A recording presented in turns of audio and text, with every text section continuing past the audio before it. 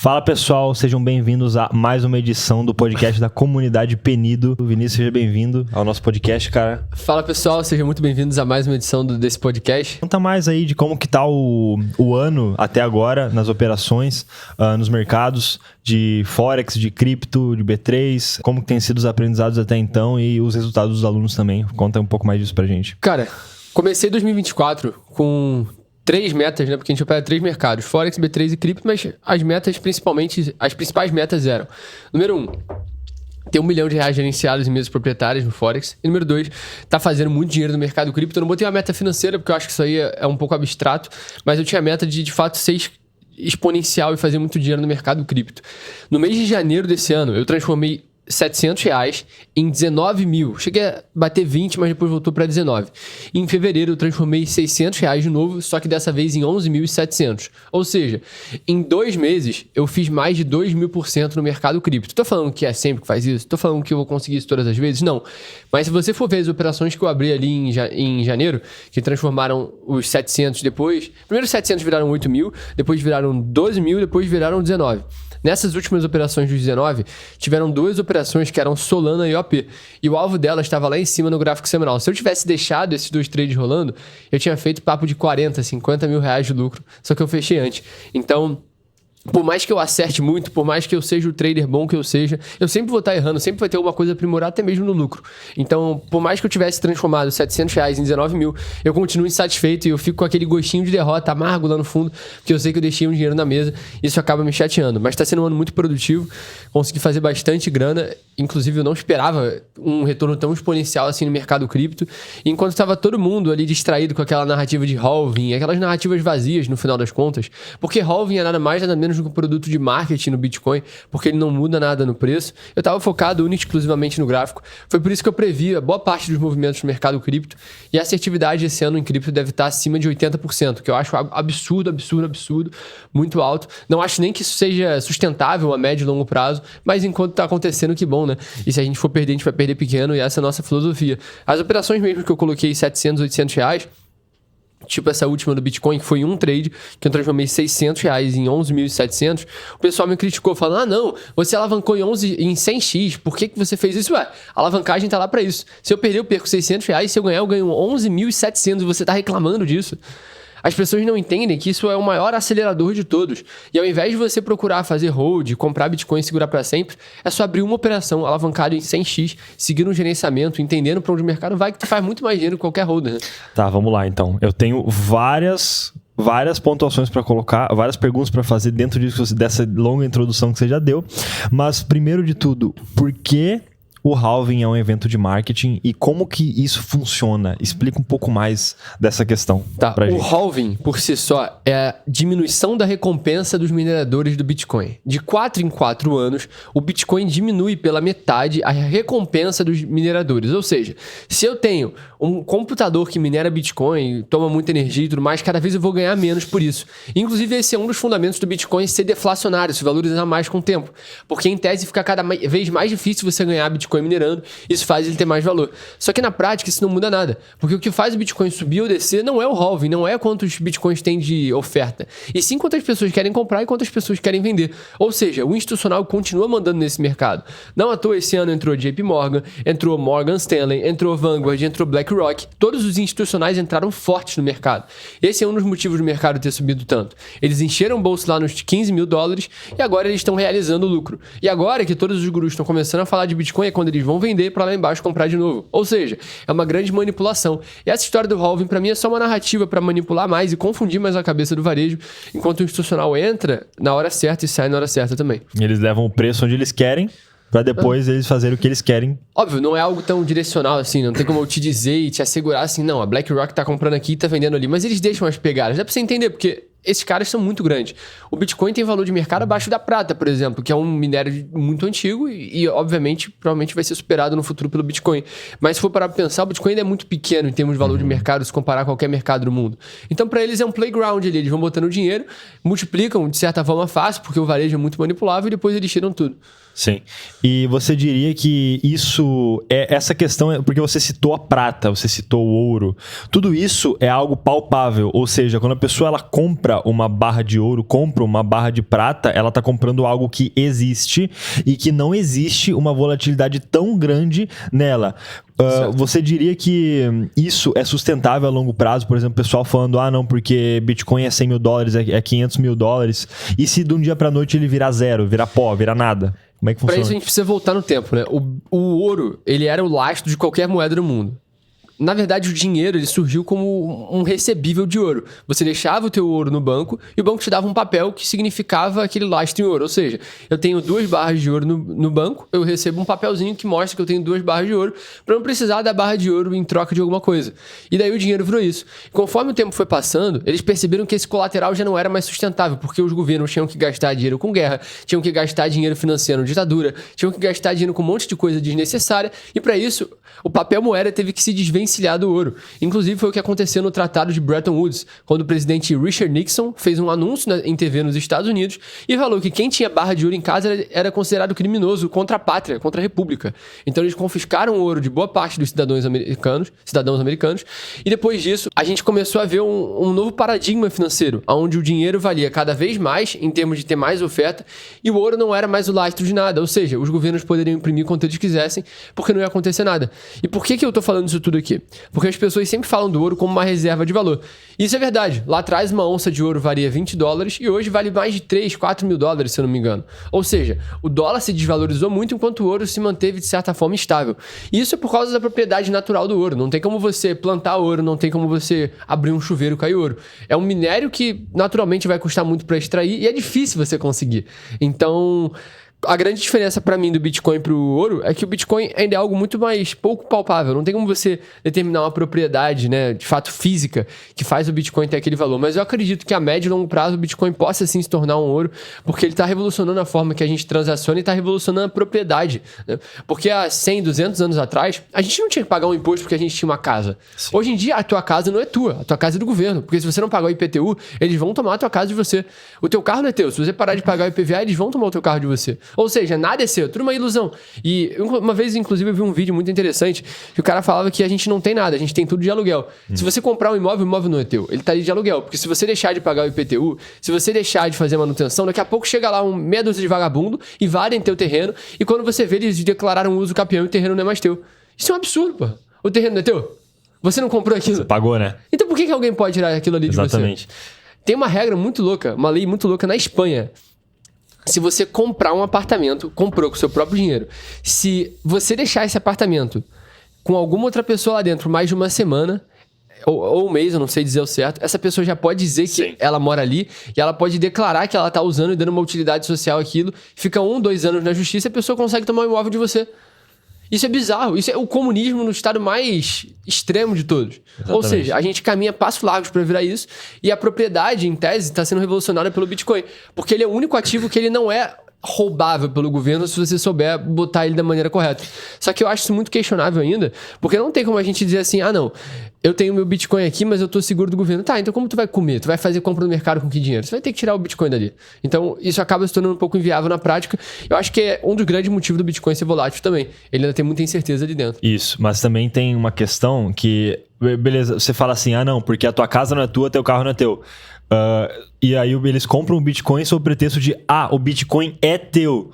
O que é uma falácia, na verdade, porque recentemente hoje, né, mais precisamente, uma notícia de que o governo, a Receita Federal, ela tributou 20 mil pessoas que tinham Bitcoins em corretoras. Então qual que é a questão, né?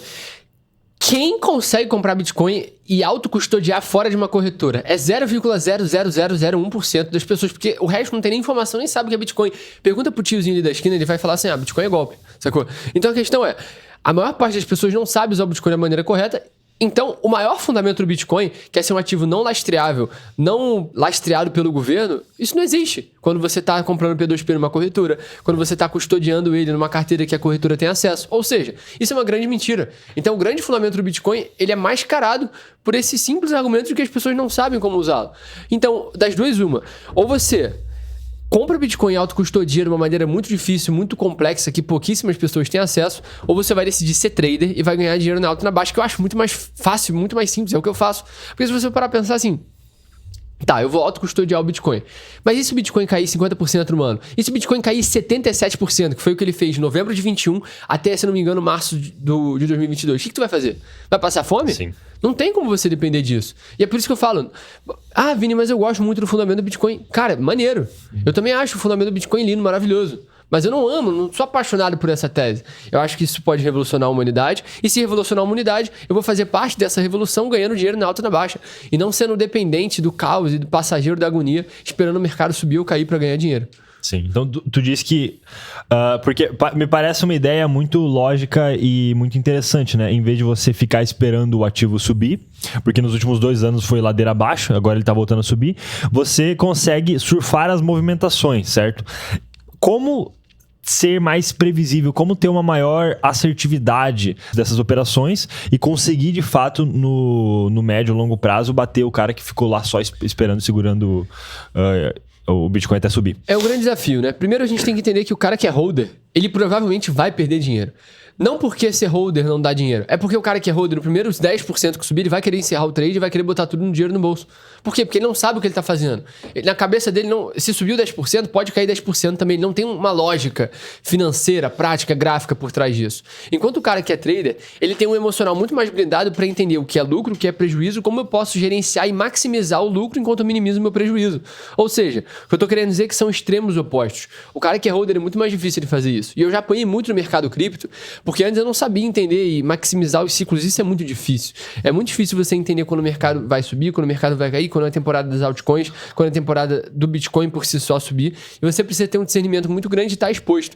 Então eu acho que o grande segredo é estudar o mercado todo santo dia, não ter medo de se expor ao risco e, acima de tudo, perder pequeno para ganhar grande. Porque se você não entrar com essa mentalidade, se você não aprender a pegar um lucro e deixar lá quieto, ao invés de querer arriscar, tu tá muito mais propenso a devolver todo o teu dinheiro pro mercado. E não são poucos os casos em que isso acontece. E o que é interessante, uma coisa que você falou ainda no início do podcast que eu queria comentar, você estava falando que você lucrou 2.000%, certo? E você estava puto porque você poderia ter lucrado muito mais. Exato. Então, além dessa questão de você evitar perder, você também tem que tentar maximizar os teus ganhos. Como é que funciona essa relação emocionalmente falando? Porque você sabia que poderia ter ganhado mais, mas sim, você deixou o dinheiro na mesa, mesmo tendo ganhado muito. Exatamente. E no final do ano passado, lá pro dia 20 de dezembro, eu vi um trade em MKR, que eu abri e depois fechei. Eu fechei o trade, acho que com $80 de prejuízo. Falei, vou deixar quieto. Esse trade teria lucrado R$9.000. Eu teria começado o ano já com R$9.000 de lucro numa operação. E esse foi um trade que mexeu comigo. Porque eu fiquei tão puto comigo mesmo, eu fiquei tão revoltado, não no sentido ruim, mas eu falei assim, porra, que mole que eu dei. Eu falei assim, cara, não vou deixar essas oportunidades passarem mais. E foi assim que eu comecei o ano, com essa cabeça, com essa mentalidade. E foi assim que eu acertei a primeira alta do Bitcoin, depois a queda do Bitcoin, depois a alta de novo, depois eu esperei a outra queda, depois eu entrei de novo forte e ganhei dinheiro na alta. Ou seja, foi essa mentalidade de não querer deixar passar uma oportunidade que me permitiu pegar todos esses movimentos, né? E teve até exemplo de aluno, a Erivânia, por exemplo, é uma aluna que começou com $500, se eu não me engano, ela chegou a ter um drawdown absurdo, foi para $98, ou seja, ela perdeu $402, mais de R$2.000. E daí, tu perdeu R$2.000 no mercado. Você vai falar assim, eu não quero perder mais. Você vai falar, eu quero desistir e sacar o dinheiro que tem lá ainda. Ou você vai falar o terceiro, que é mais difícil. Eu quero pegar esse dinheiro e fazer acontecer. E foi o que ela fez. Ela transformou $98 em $6.000. Ou seja, ela foi de R$500 para 30 mil. Insano. Tá? E eu não tô falando que todo mundo consegue fazer isso. Tô falando que existem exemplos que conseguem justamente por entender a assimetria do mercado. Sim. E o mercado é muito injusto quanto a isso, porque às vezes você tá cansado, você tá errando vários trades seguidos, você quer desistir e você acerta uma operação e ela é suficiente para mudar o teu jogo dos próximos meses. Então tu tem que ter paciência, tu tem que entender que o mercado vai remunerar quem tem disciplina e, acima de tudo, entender que o gráfico sempre vai mandar muito mais do que você. Boa. Cara, tem eu vi um caso esses dias de um cara que ele tá com 50% do patrimônio dele em Bitcoin. Tá, entra naquele assunto que a gente estava falando antes, tá? Então, não sei onde é que tá o outro restante, mas só da gente saber que 50% do patrimônio de um adulto com família, filhos, tá no Bitcoin é uma coisa, é um dado relevante de se ter. O que você acha disso e o que você falaria para esse cara, caso você pudesse? Se você tem mais do que 10% do teu patrimônio em Bitcoin, você não mora com teus pais, não tem nenhum transtorno psiquiátrico, você é um completo demente. Por quê? Porque o Bitcoin é um ativo muito volátil e ninguém que é rico de verdade tem muito dinheiro em Bitcoin. A não ser que você tenha 50% do patrimônio, porque lá atrás você tinha 10 mil reais, comprou 5 mil de Bitcoin e os outros 5 mil tu ficou gastando. Aí o Bitcoin subiu pra caramba e obviamente isso virou boa parte do teu patrimônio. Mas se não for esse caso, você é completamente idiota. Até mesmo se for mais que isso, faz muito mais sentido você realizar o lucro e deixar o resto do dinheiro lá. Porque, cara, o Bitcoin é um ativo muito arriscado. Não é um ativo que eu recomendo você investir para médio e longo prazo. Eu recomendo você especular nesse mercado para ganhar dinheiro na alta e na baixa. E você vai estar refém de uma volatilidade completamente imprevisível que, na maior parte das vezes, pode ir contra você. Então, minha recomendação é passar longe desse tipo de coisa. E eu acho isso um pouco lunático até, né? Certo.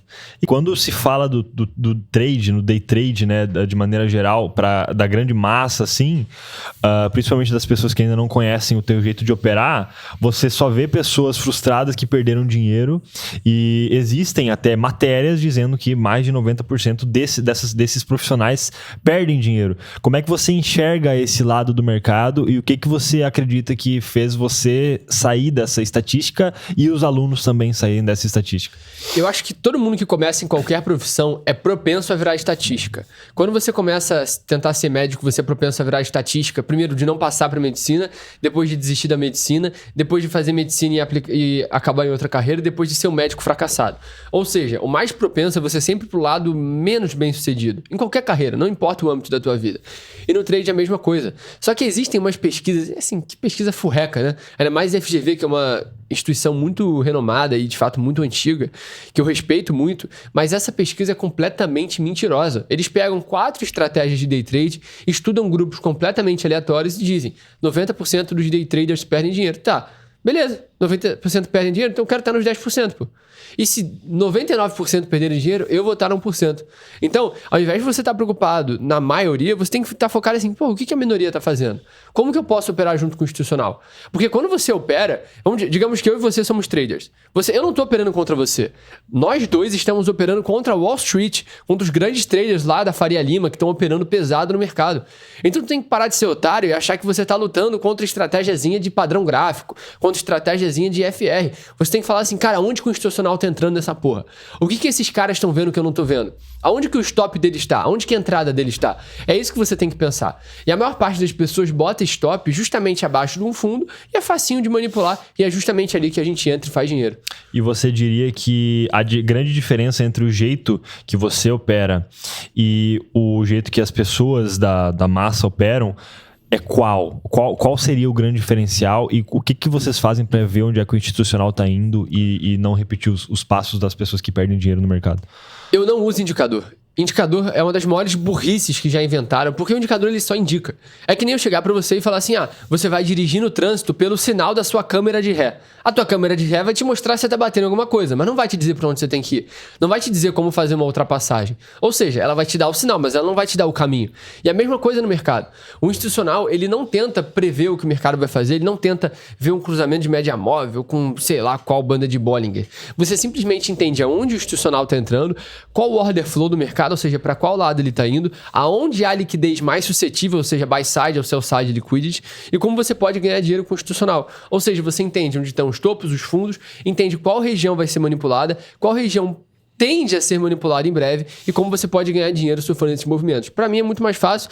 E assim, tem gente que ganha dinheiro com o indicador, mas eu não me sinto confortável operando assim, porque eu acredito que você vai estar muito mais suscetível a ter muita informação na tua cabeça, muito menos clareza na hora de tomar uma decisão e, consequentemente, isso acarreta em prejuízo. O que tu acha de operar com Elliott? Onda de Elliott, Wyckoff, figura gráfica, todos esses são conceitos muito abstratos do mercado. E é muito cômodo você ensinar isso, né? Como influenciador, como professor, né? Querendo ou não, meu papel aqui de professor. Porque é só falar, não, essa aqui é uma onda, 1, 2, 3, 4, 5, 6, 7, 8, 9, 10, 11, 12, 13. Mas se você pegar 5 traders bons de Elliott diferentes e falar, traça uma onda de Elliott aí no gráfico, cada um vai traçar uma coisa diferente. Sim. E pra mim, isso não é um conceito. Pra mim, o conceito, sei lá, o conceito da engenharia sobre catetos e hipotenusa. Cara, se tu pegar 5 engenheiros diferentes, eles vão projetar um prédio igual. Por quê? Porque existe uma estrutura que vai manter o prédio em pé. Mas uma onda de Elliott não é assim. É um monte de conceito abstrato que cada um vai ver diferente. Então, pra mim, não faz sentido, porque já deixa de ser um conceito e passa a ser uma abstração filosófica de como você observa o mercado. Não opera assim, não recomendo que você opere assim. Não dá dinheiro operar assim. Boa, perfeito. Cara, o nome da vez, pelo menos na gringa, né? ICT. O que você aprendeu com ele? Por que você testou várias coisas e acabou parando no modelo dele? O que você diria isso? Cara, o ICT é um dos traders mais polêmicos da gringa, né? Isso porque não há nenhuma prova, não há nenhum veredito de que ele de fato ganhou dinheiro com o mercado financeiro. Ele que criou o Smart Money, ele que criou o conceito de trade institucional, mas ninguém sabe se de fato ele ganha dinheiro com o mercado. Isso porque tem vários prints, vários históricos de contas que ele quebrou, de desafios que ele falhou, e várias vezes ele não conseguiu ganhar dinheiro mesmo. E o pessoal critica muito ele lá na gringa por isso. Mas eu já aprendi muitos conceitos muito bons e a base do conteúdo que eu sei sobre Smart Money eu aprendi com o ICT. Então eu acredito que sim, ele seja um cara muito capacitado. Se ele não ganha dinheiro, tudo bem, mas o que ele me ensinou me fez ganhar muito dinheiro, pra mim já é o suficiente. Se ele me ensinou uma coisa válida, já é. Mas eu acredito sim que o ICT seja um grande mentor, que ele saiba muito de mercado, e o conceito do institucional é algo completamente revolucionário. Ninguém nunca falou. A única pessoa que tinha falado sobre isso lá atrás era o Wyckoff, que bolou um pouco do conceito do institucional, mas era muito parecido com o Elliott. E na minha visão, sim, ele mudou a visão de todo mundo sobre o mercado, e é por isso que ele é um cara muito invejado e criticado lá na gringa também. Boa. Cara, tendo isso em vista, que hoje em dia, por exemplo, tudo que você aprendeu por conta, lendo, estudando na prática, vendo vídeo no YouTube e tudo mais. Tendo em vista que hoje tem tudo com os melhores professores do planeta na internet de graça, o que você pensa sobre faculdade, sobre uma graduação tradicional? Assim, Eu acredito que por uma pessoa que tenha uma mínima capacidade intelectual de aprender uma coisa por conta, ou seja, um autodidata, essa pessoa não deveria nem pisar numa faculdade. Por quê? Se esse cara tem capacidade de sentar a bunda na cadeira e aprender o que ele quiser pela internet, o que hoje é sim possível, ele não precisa de uma faculdade. Ah, mas eu quero ser médico. Ah, se você ficar doente, quem vai te atender? É sempre o mesmo argumento. E argumento de burro é tudo igual. E nenhum deles é médico, né? É, exatamente. Nenhum deles é médico. Nenhum deles tem vocação pra ser médico. Pronto, acabou essa história. Se você tá vendo isso aqui, provavelmente você não tem vocação pra ser médico. A tua vocação é pra estudar, trabalhar bem e ganhar dinheiro. E na minha visão, a maior parte das pessoas acha e fica nessa ilusão. E hoje em dia é quase uma superstição do brasileiro de achar assim, ah não, eu sou médico, eu tenho que fazer faculdade de medicina. Quando na prática não é assim. A maior parte das pessoas está destinada a ter um trabalho e trabalhar bem. E se essa pessoa trabalhar bem, o que já é difícil, muito mais difícil que fazer uma faculdade, você já vai ser uma pessoa bem-sucedida. Então, ao invés de tu focar na carreira, você tem que focar em como você vai tratar essa carreira. Tem gente que é muito bem-sucedido no Uber. Tem um monte de gente que é Uber e consegue criar um canal no YouTube, produzir conteúdo, ter uma agência, gerencia vários Ubers. Eu não sei como funciona esse negócio, mas eu sei que tem gente que ganha dinheiro. Ou seja, não importa a carreira, e sim como você trata ela. E a mesma coisa se trata o mercado, né? Então, eu não acredito em faculdade, a não ser que você queira ser médico, que é a minoria dos casos. Mas não vai te dar dinheiro, não vai te deixar rico, ainda mais nos anos de hoje.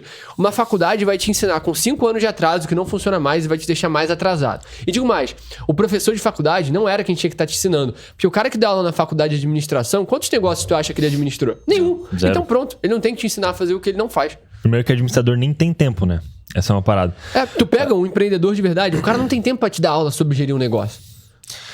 Mas isso que você falou, você deu o exemplo do Uber, que o cara cria um canal no YouTube e tudo mais. Cara, isso é vocação na prática. E me lembrou de um canal que eu vi esses dias no Instagram, de um cara que ele é gari, tá ligado? Ele é gari, que é uma profissão muito mal remunerada. É um subemprego, né? É um subemprego. E ele tem, tipo, papo de 1 milhão, 2 milhões de seguidores no Instagram e ganha dinheiro com publi. E o trabalho dele é gari. E ele ganha grana com publi, e tu tá acha ligado? que esse cara, se ele tivesse... Provavelmente ele é de uma origem humilde. Você acha que esse cara que é gari, que é famoso, se ele tivesse ficado nessa abstração de falar assim, ah não, vou fazer faculdade de medicina, tu acha que ele ia estar onde, cara? Não. Ele ia estar fazendo o que da vida? Não, Gari. ele falou, eu vou ser gari, então vou ser o melhor gari que eu conheço. Se você é Uber, você vai focar em ser o melhor Uber que você conhece. Isso é algo que quase que intuitivo pra uma pessoa que quer ser bem-sucedida. Eu nunca conheci um filho da puta bem-sucedido que falava assim, ah não, eu vou ser mais ou menos. Não importa a carreira dele. Tanto que você vai ver vários empreendedores de áreas diferentes que focaram em ser os melhores. E não em ter a melhor carreira dos sonhos. E a gente é criado pra pensar, ah não, eu tenho vocação pra isso e pra aquilo. Isso é mentira, isso não funciona na prática. Sim, perfeito. E, cara, hoje eu diria que eu falo por mim também, acredito que você também, o início é o mais difícil, o início de tudo. Porque existem muitas possibilidades para as pessoas percorrerem. Quem quer ganhar dinheiro com alguma coisa, aí depois cai no trade, tem vários métodos, várias coisas, várias estratégias para ganhar dinheiro com trade. E qual conselho você daria para um jovem assim, né? Um jovem de 17, 18, 19 anos, que tá perdido na vida, vamos dizer aí, tem os seus 5, 10 mil reais na conta e quer fazer alguma coisa disso, quer fazer alguma coisa real disso, mas não sabe pra onde começar. Né? Se você tem entre 15, 17, 18, 19 anos e tem pelo menos 5 mil reais na tua conta, eu vou te dizer o que você tem que fazer. Você não tem que ter um emprego, você não tem que ter um estágio, você tem que fazer tudo o que você puder. Quando eu tinha a tua idade, eu tava vendendo muamba, eu tava capinando jardim, eu tava lavando carro, eu tava sendo estagiário das pessoas que eu admirava, eu tava trabalhando em outros negócios, eu tava vendendo roupa velha, eu tava tentando começar no mercado, eu tava tentando de tudo ao mesmo tempo. Sabe por quê? Existe um discurso do Steve Jobs, que ele foi palestrar numa faculdade, numa formação, que ele falava de conectar os pontos. Lá atrás, quando ele começou a carreira dele, ele fez um curso de caligrafia. Lá na frente, esse curso de caligrafia que ele fez ajudou ele a bolar a plataforma do Mac e o layout das fontes. Ou seja, uma coisa que parecia não ter sentido nenhum, depois fez.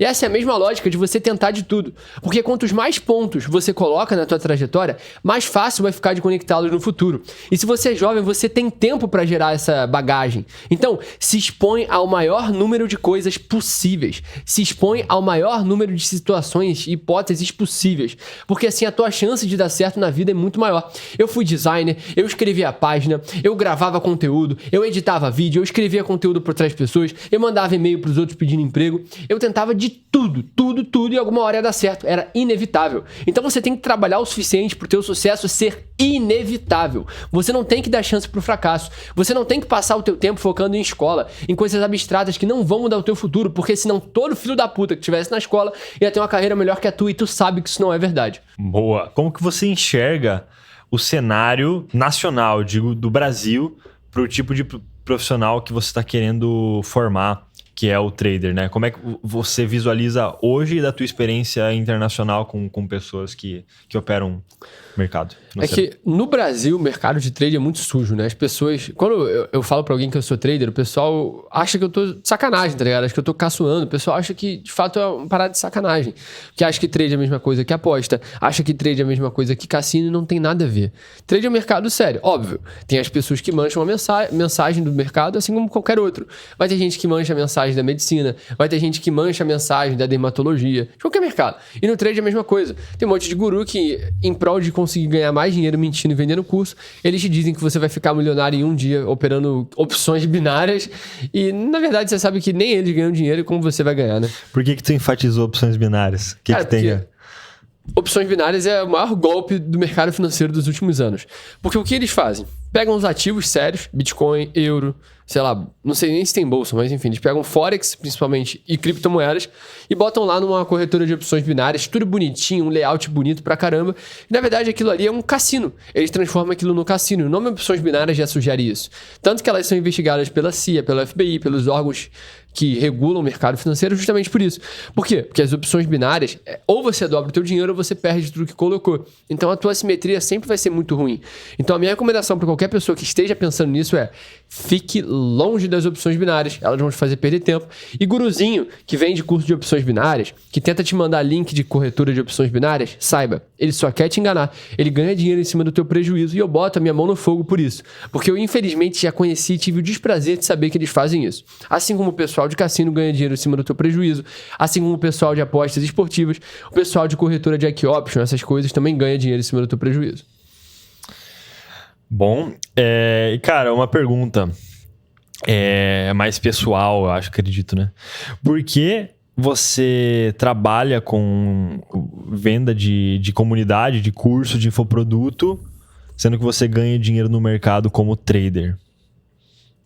Ah, se você já é milionário, por que você vende curso? Cara, simples. Eu ganho mais dinheiro ainda vendendo curso e ainda mais ajudo outras pessoas. Porque eu acho que o caminho, principalmente no mercado financeiro, é muito solitário. Se for para pensar, cara, eu ganho dinheiro olhando para uma tela, enquanto a maior parte das pessoas tem que trabalhar, pegar ônibus, falar com o chefe, falar com tal amigo. Então eu acho que é um caminho muito solitário e uma forma de eu retribuir para o mundo aquilo que eu pude aprender pela internet é também ensinando. E óbvio, se eu puder ganhar mais dinheiro fazendo isso, assim eu vou fazer. E não só ganho mais dinheiro, como eu encontro pessoas com os mesmos objetivos. Eu já tive ideia de negócio com alunos, já pude trazer pessoas de fora para a comunidade. Ou seja, todo mundo ganha. Só não ganha o cara que fica de fora criticando e falando besteira. Cara, vamos falar o seguinte, agora falar mais em termos de profissão, de carreira. O que você diria, e eu acho que você pode falar isso com a tua jornada também, mas o que você diria que leva uma pessoa a começar no mercado financeiro, de maneira geral, seja investindo, e o que leva uma pessoa a levar isso para frente, ou seja, querer largar o trabalho dela para trabalhar com isso, ou querer tratar isso como fonte de renda extra inicialmente? Quais são as possibilidades que uma pessoa tem quando ela começa, e se é paixão pelo mercado, se é a ganância, querer ganhar mais? O que tu diria para uma pessoa que está querendo começar hoje? Cara, quando me perguntam se eu faço o que eu faço por dinheiro ou por paixão, eu sempre digo que é os dois. Porque senão... Criou-se uma ideia de que é pejorativo, é ruim você trabalhar por dinheiro. Mas não, cara. Se você é pai de família ou se você quer construir alguma coisa, tu trabalha por dinheiro no final das contas. Não importa se tem um propósito. A tua motivação 01 todo dia é falar assim, cara, eu preciso botar dinheiro pra dentro de casa. Isso não é algo ruim, as pessoas demonizaram isso. Dito isso, óbvio que você precisa ter algum propósito, algo maior por trás disso tudo. Porque vai ter uma hora que o dinheiro não vai mais suprir tuas expectativas e você vai se sentir vazio por dentro. Não à toa a gente vê um monte de gente com dinheiro, mas que é frustrada. Por quê? Porque não adianta tu ter o dinheiro que for. Se você não se sentir preenchido por dentro, você não vai conseguir vencer na vida. E na minha visão, eu faço o que eu faço por dinheiro, claro. Eu opero no mercado financeiro por dinheiro, mas eu também gosto daquilo, porque eu acho que é um jogo de evolução pessoal, onde todo santo dia o teu emocional é testado, a tua autoconfiança é testado, e mais do que tudo isso, o seu conhecimento vai ser testado todo dia. Então, diferente, por exemplo, de um cara que é empresário, digamos que o cara tem uma concessionária de carro. O cara quando ele atingir um certo patamar, ele já é foda, dificilmente ele vai ser confrontado, dificilmente ele vai cometer um erro grande. E no mercado, todo santo dia você é colocado face a face com esses erros. Ou seja, você se enfrenta todo santo dia. Algum dia tu vai fazer besteira. Algum dia tu vai errar e tu vai falar assim, cara, eu preciso melhorar como pessoa, senão eu vou ver o dinheiro indo embora.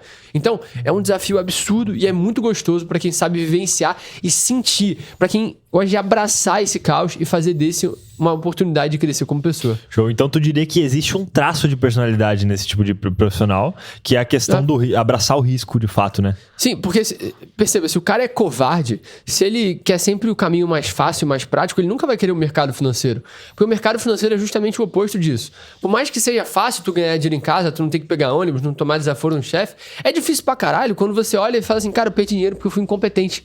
Então esse cara que é chorão, que ele é mimizendo, ele vai falar assim, ai, eu sou muito ruim, ai, o mercado não é pra mim, ai, sei lá o quê. E o cara que é sério, que leva o mercado de fato como uma profissão, ele vai falar assim, essa é uma oportunidade de eu crescer como pessoa, de eu crescer como trader, de eu crescer como namorado, marido, mulher, e falar assim, é aqui que eu vou evoluir. Porque se você usar esses obstáculos como uma maneira de crescer como pessoa, você chega muito mais longe.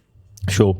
E falando agora do cenário político brasileiro e mundial também, diria assim, pelo que a gente está passando aí, na geopolítica, na economia de maneira geral, no que isso influencia um trader que mexe diretamente com essas questões econômicas e de volatilidade?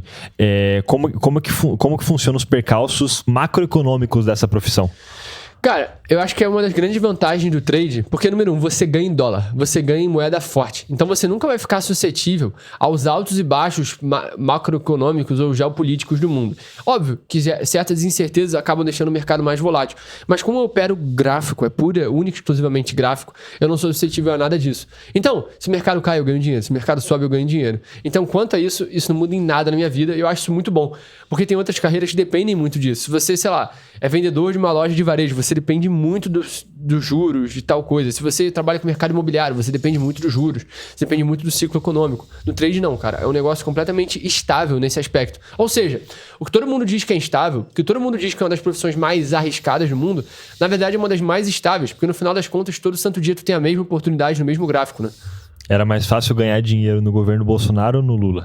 Cara, eu acho que no governo Lula é mais fácil, sabia? Mentira. Eu acho que é isso, porque cada vez tem mais gente burra, né? Então, se você for abrir a internet, você percebe assim, cara, puta que pariu, como essa geração tá perdida, doente. Pessoal discutindo um monte de idiotice sobre jogo de futebol, outro pessoal discutindo sobre Big Brother, outro pessoal falando, mais o quê? Qual o tema aí que tem alta? Ah, não sei, falando cara, sobre tô fora dessa bolha aí. Guerra de sei lá o quê, o apoio a Israel, agora apoio carnaval, né? Acabou o carnaval agora. Cara, isso é tudo manipulação mesmo, tá ligado? Eu vejo isso como pão e circo, de verdade. Futebol, Big Brother, tudo isso é só pra iludir. Ah, Bambam versus Popó. Cara, que se foda o Bambam e o Popó. Eles estão fazendo milhões e você tá lá batendo palma pros dois otários, tá ligado? Aquelas alfinetadas de famosos, todo esse tipo então aqueles... Isso aí é podridão na internet e eu acho que é justamente isso que torna tão fácil fazer dinheiro nessa geração. Porque a minha geração não quer botar a mão na massa.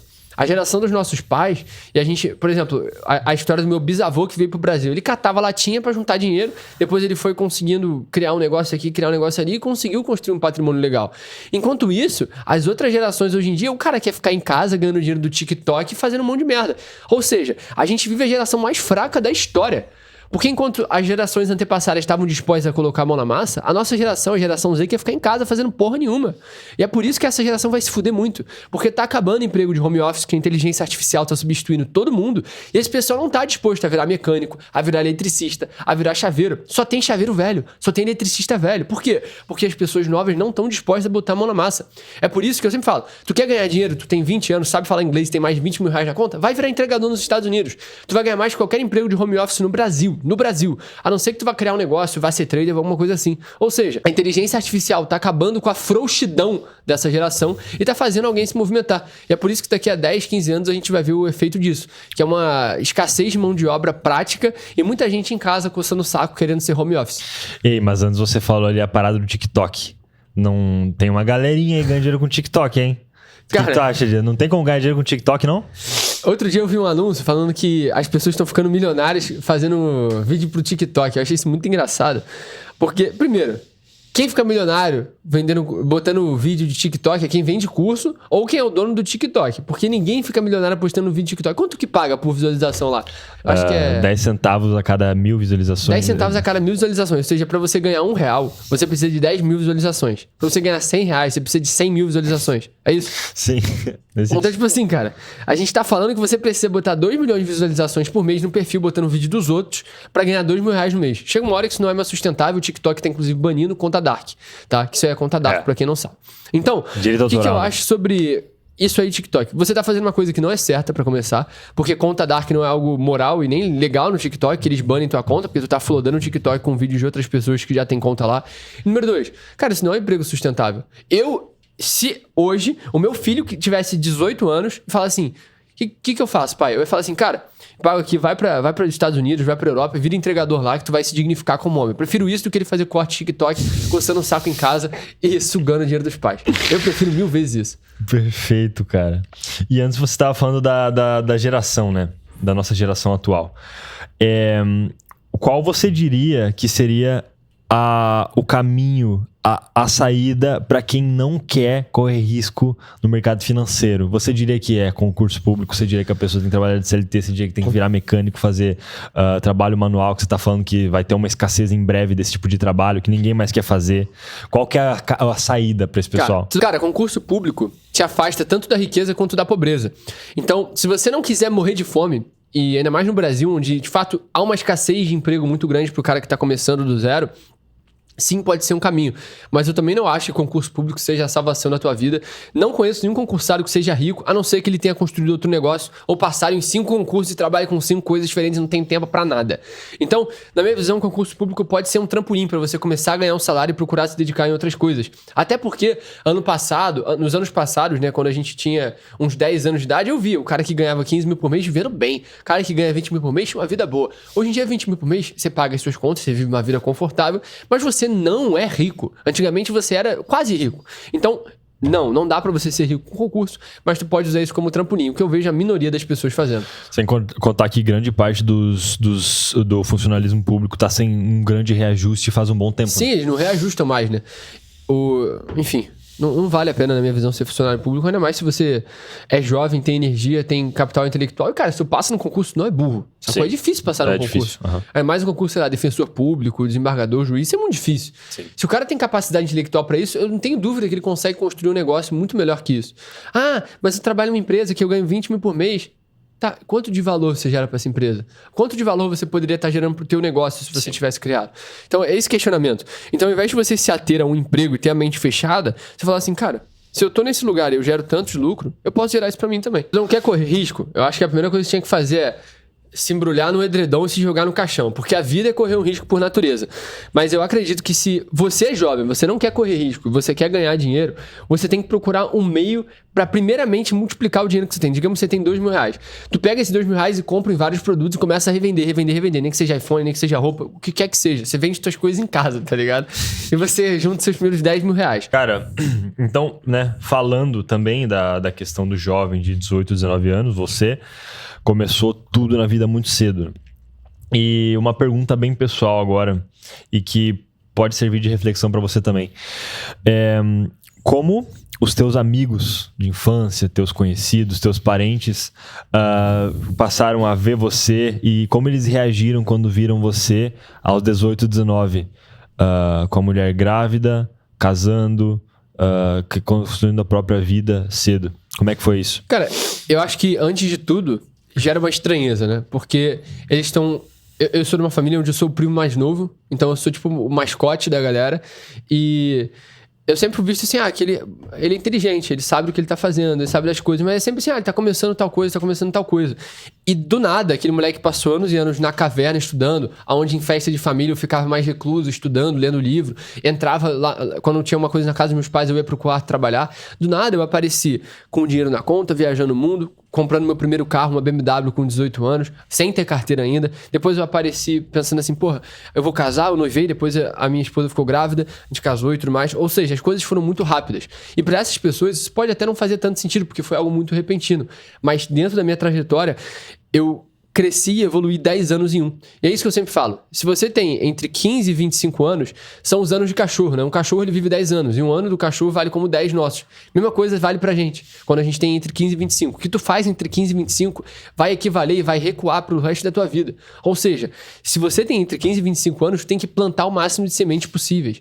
Com 15 eu comecei a trabalhar, com 16 eu comecei a fazer dinheiro, com 17 eu comecei no mercado, de fato, eu comecei a botar dinheiro pesado. Com 18 eu comecei a fazer dinheiro de verdade, fiz meu primeiro milhão. Com 19 eu comecei a construir minha família e com 20 eu tô onde eu tô, sacou? Ou seja, eu plantei muito forte nos meus primeiros 5 anos dessa trajetória. E esses próximos 5 vão ser focados em solidificar o que eu construí nos 5 primeiros e construir mais coisa. Porque são anos de cachorro. E lá na frente, quando você passa dos 30, já não dá mais pra fazer tanta coisa. Não dá mais pra você tentar começar tudo do zero. Porque você já tem mania, porque você já tem um monte de hábito que é repentino. Enfim, você já passou de um certo limite, já é muito mais difícil. Show.